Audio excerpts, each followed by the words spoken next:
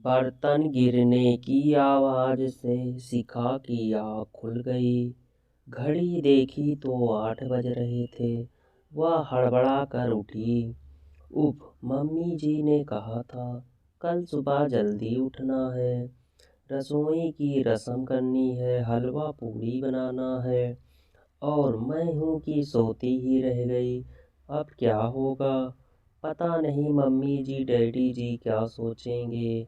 कहीं मम्मी जी गुस्सा ना हो जाएं। हे भगवान, उसे रोना आ रहा था। ससुराल और सास नाम का हवा उसे बुरी तरह डरा रहा था।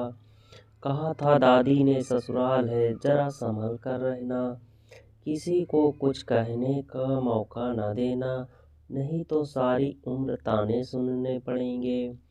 सुबह सुबह उठ जाना, नहा धोकर साड़ी पहनकर तैयार हो जाना, अपने सास ससुर के पांव छूकर उनसे आशीर्वाद लेना।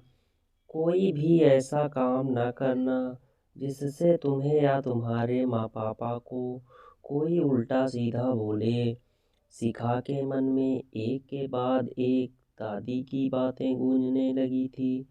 किसी तरह वह भागा दौड़ी करके तैयार हुई। ऊंची नीची साड़ी बांधकर वह बाहर निकल ही रही थी कि आईने में अपना चेहरा देखकर वापस भागी। ना बिंदी ना सिंदूर, आदत नहीं थी तो सब लगाना भूल गई थी।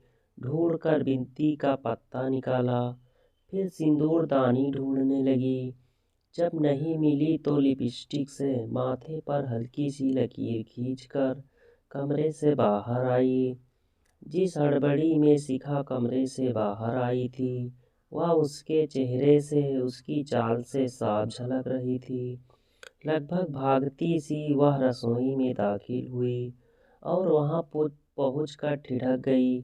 उसे इस तरह हड़बड़ाते हुए देखकर सासू माँ ने आश्चर्य से उसकी तरफ देखा, फिर ऊपर से नीचे तक उसे निहार कर धीरे से मुस्कुराकर बोली, आओ बेटा, नींद आई ठीक से या नहीं?